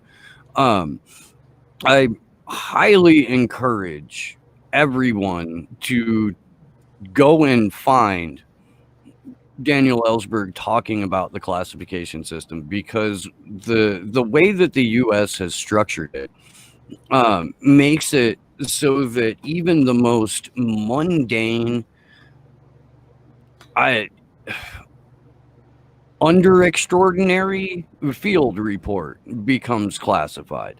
And he did do an excellent job during the hearing drawing this distinction, like the fact that what is in the Afghan war logs and in the war diaries and in the Iraq war logs, what it is such low-level classified information that it ought not even receive a classification in the first place. It's a direct abuse of power and an attempt to not only control the flow of information, but to control what is and isn't allowable knowledge to the broader public. And I can't recommend enough trying to go and find Dan Ellsberg speaking on the classification system, because it gives you such a valuable wealth of experience and knowledge. And it's something that you can have a conversation with just about anyone about, especially if you're talking to a veteran or if you're talking to someone in information security or IT or something like that. It's just, it's a really good in to discussing the broader aspects of the surveillance state and national security, or the new phrase national interest. So yeah, I would implore you to go look for that. One of the things with Ellsberg's testimony too, and then his subsequent interviews, like when he went on TYT, Consortium News, and a couple other places, he talked about how there was this opinion of good Ellsberg and bad Assange and bad Manning, and how that just doesn't hold any weight. And I actually think he got to bring that up in the courtroom as well, that somehow he's placed on this podium as this person that got to do the right thing by revealing the Pentagon Papers, but Chelsea Manning got prosecuted and spent a decade of her life, basically her adult life, in prison. So there was I'm sure we'll come back to this a couple times, the Ellsberg, even if just in parts. But I'll put the link in chat for everyone, because it's absolutely worth a read through in full. It's in the description. And it's not just earlier. It's not just that; it's the rehabilitation of Daniel Ellsberg, because at the time he was vilified. Yes. At the time, he was mercilessly dragged in the press by the government, by people who looked at him like he was some sort of turncoat or spy or traitor or some shit like that. So it wasn't until a decade or 20 years after the fact. I just tweeted about this. I said in 10 years, there are going to be a lot of people who are going to pretend like they always stood for Julian Assange and that they always supported him. And I have a very good memory. I have a very good memory. And I'm going to remember all of you in 10 years when you're trying to pretend like you were on the right side of this. Yeah. And by the way, we do have some, we can't wrap yet because there was a case management hearing 2 days ago.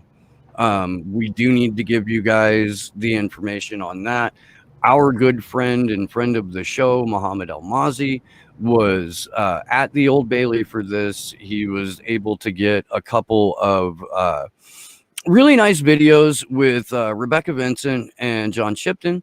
So we're going to go through that here real quick, and then we can close out.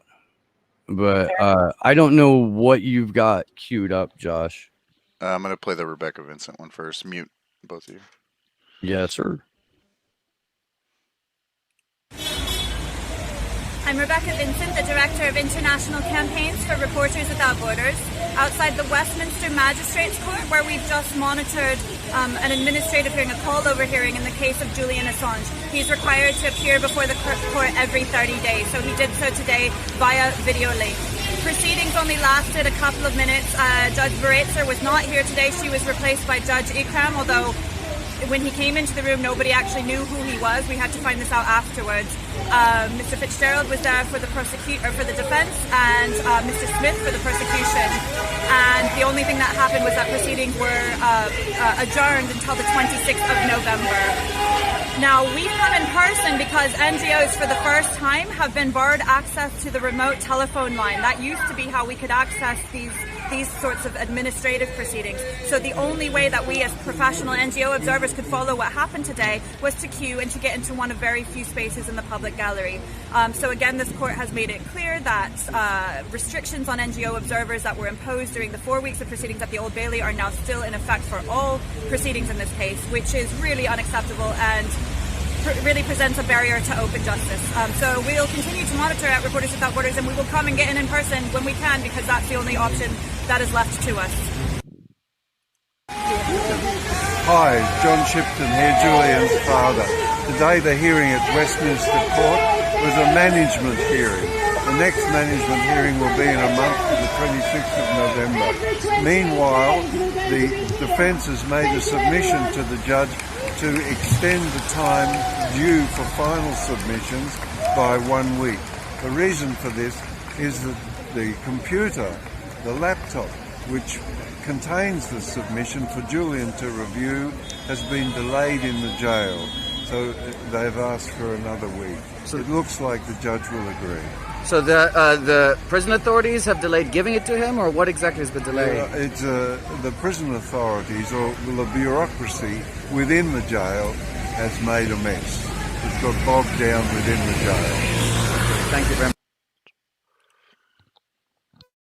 All right, you're back. That's fucking disgusting to me. Yeah. Like, But not big only did he not props to get- Team Assange London, though, because they're loud as shit. yeah, Love it. absolutely, every time too. Yeah.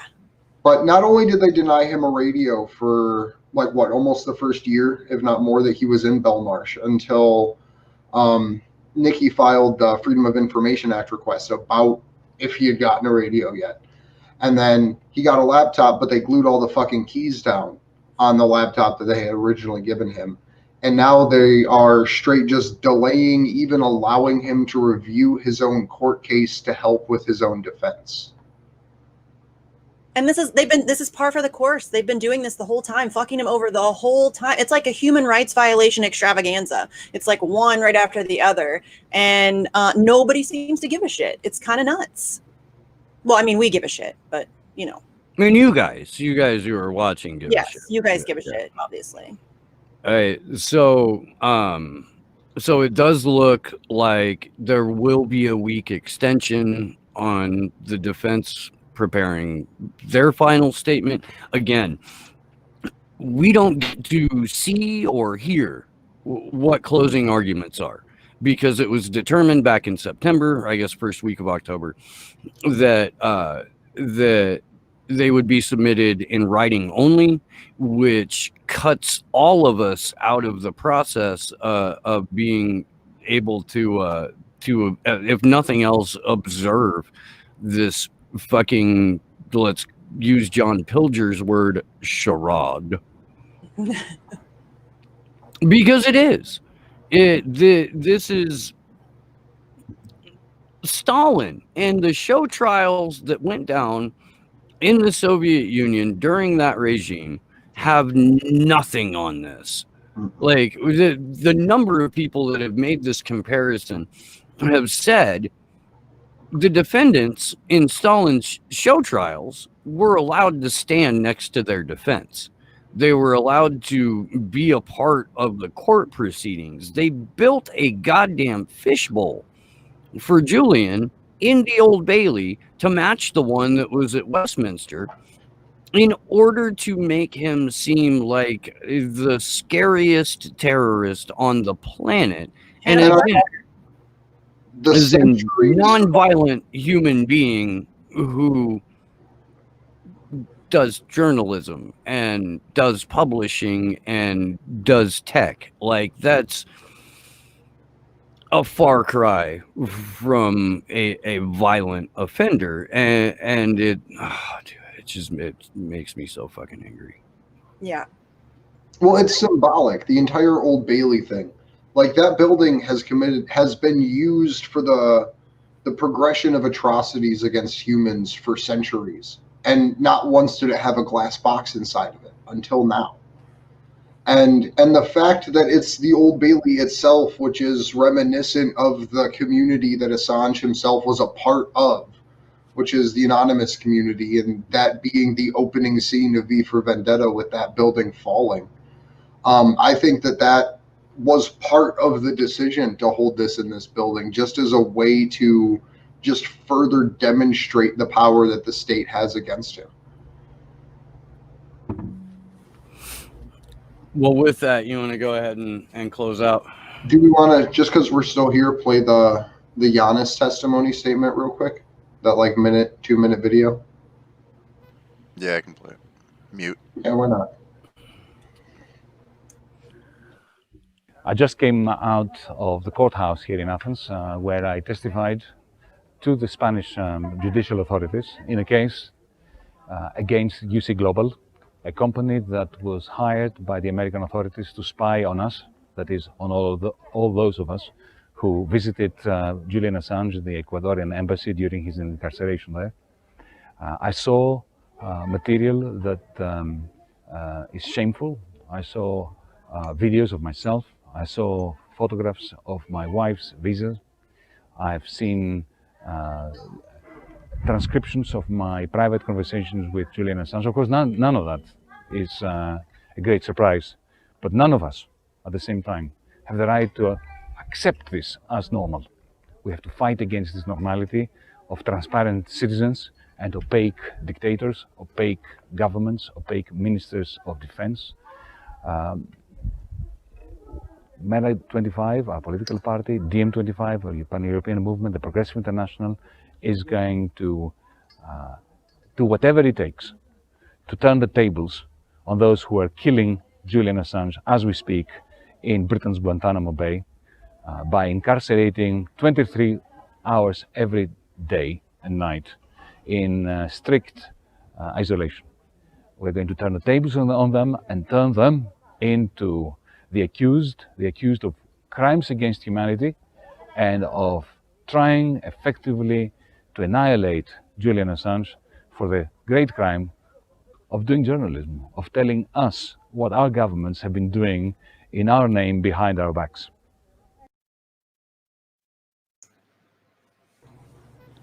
So that case, the UC Global case, continues. As we get more and more updates about it, we'll of course be bringing those. But Giannis was one of the people that was personally spied on while he was meeting with Julian in the embassy. So I'm sure this trial has a particular impact with him intimately being aware of the conversations that were had. Well, and I think he made a good point too, that, we have to fight back against this just as like free people, because I've said it before, if they're doing this to Julian Assange, they can do it to you, and they will. So, it doesn't stop with him. Like we keep saying that, but I really think we have to drive that home. This does not stop with Julian Assange. They're coming for all of us. And the tools that they use against Julian are tools that they've been using for the last 2 decades against activists and whistleblowers. And even longer if you look at an activist going to court, because there really is no public defense when you're someone that tries to obstruct a pipeline or someone that tries to take a stand against police brutality. There's no, well, I was doing this for the greater good defense that even allows to get entered into the courtroom in most cases those times too. So it's something, it's an extension of the state that we've all just accepted at this point. But I would like to thank everybody for hanging out with us. I'd like to thank Sean for joining us, Kimber and Josh for all their hard work behind the scenes. My name is Andrew Smith. You can find me on Twitter at Andrew Zigman. You can find us on Twitter at action_4 Assange. We do have tons of different tools up on our website, including pressuring your local congressional representatives to supporting Tulsi and Thomas Massey's bills. So you can check that out on there, as well as a bunch of other different calls to action for whatever you want to become a part of. But yeah, thank you guys very much for watching. And I am Misty Winston. You can find me on Twitter at Sarcasm Stardust. I also have another show with my friend Jesse Zerwell called Facts on the Ground. We have a couple really cool things coming up this week there, if you want to go over there and subscribe. In addition to thanking Sean, our guest, and my co-hosts, obviously, and Sleepy and Kimber for all your hard work. I also want to thank everybody in the chat. You guys are awesome. Sorry I wasn't super active in there today, but I can't really type with gloves on, so it's weird. I was trying, but it's really not possible. So yeah, thanks. I appreciate it. Happy Halloween. Yeah, I'll echo the happy Halloween sentiment. My name's Steve Boykin, and I host a show called Slow. I can't do that with fucking half glasses on. I host a show called Slow News Day, which you can find on the Rockfin, DLive, Library, Odyssey, and YouTube, but probably not for much longer. Please do tune in tomorrow when I welcome back to the show Jared Beck. That will be fantastic. Tuesday, Election Day. Me, Whitney Webb, and Jason Burmis, and Glory Jones. That should be all you need to know. I could probably squeak in there too. Really should be all you need to know. I have no idea what time we're doing this or when. I don't. I really don't. I think I'm gonna have to like fake an injury and take the day off of work just to make it happen. And then the following Sunday, I'm gonna have Juan Passarelli and Vanessa Beeley. So that will be incredible. Doing everything I can to get booted from YouTube, I guess, is what I'm saying. So make sure that you have a Rockfin account. Like you don't have to endorse the channel, but if you do, you get access to everyone's premium content. What I do with shows now is I leave them up free on Rockfin for 24 hours. And then set them to premium, except for the free Assange Vigils, which are always free. And